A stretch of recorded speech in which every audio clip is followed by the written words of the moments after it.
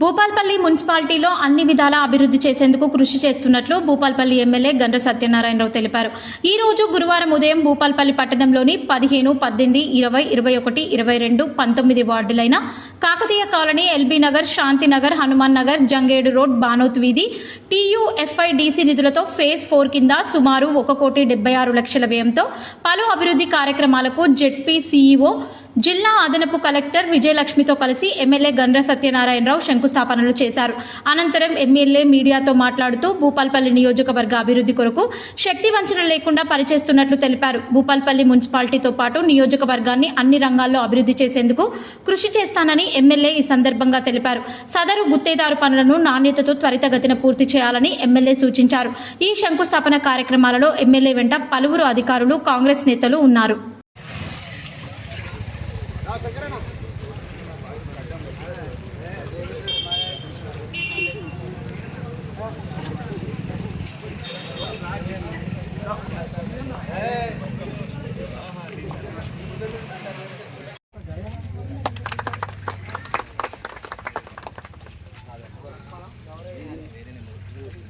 కర్ణాకర్ ఎక్కడున్నావు అన్న?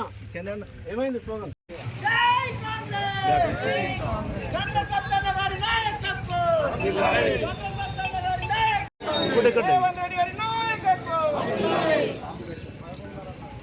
అయిపోయినా